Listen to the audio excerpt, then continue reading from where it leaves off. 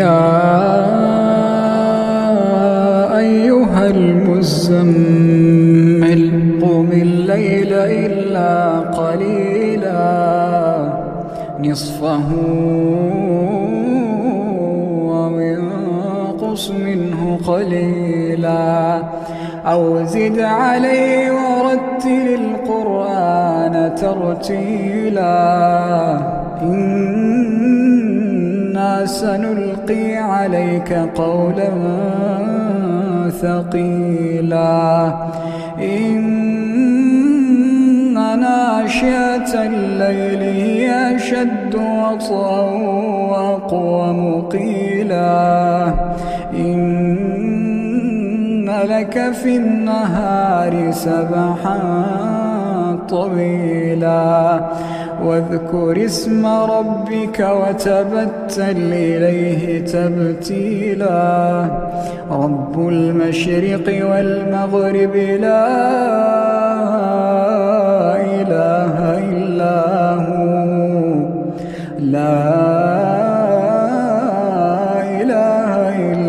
هو فاتخذه وكيلا واصبر على ما يقولون واهجرهم هجرا جميلا وذرني والمكذبين أولي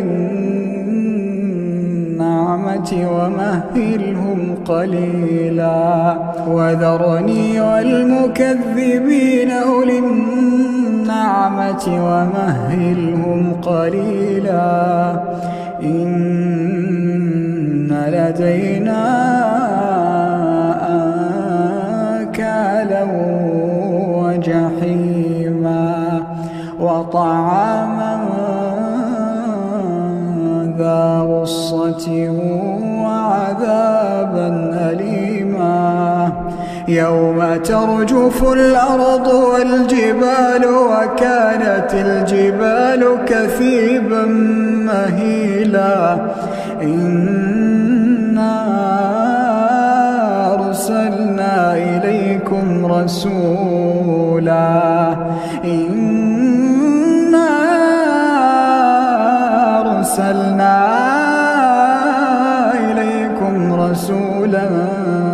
شاهدا عليكم كما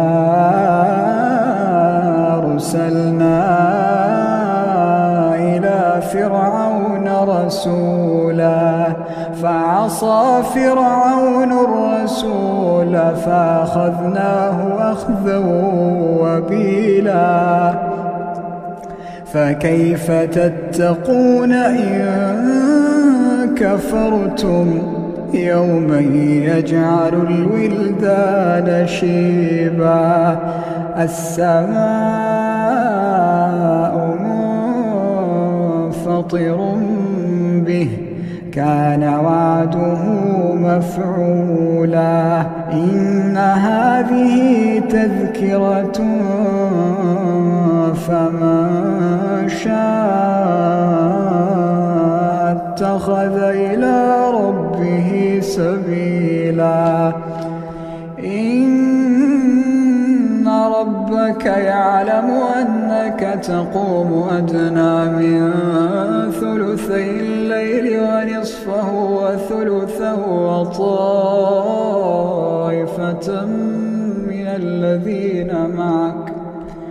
وطائفة من الذين معك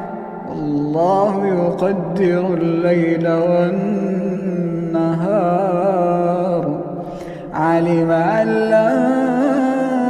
تحصوه فتاب عليكم فاقرؤوا ما تيسر من القرآن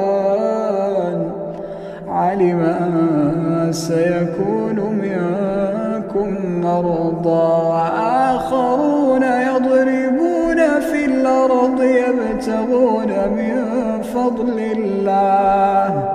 وآخرون يقاتلون في سبيل الله فاقرؤوا ما تيسر منه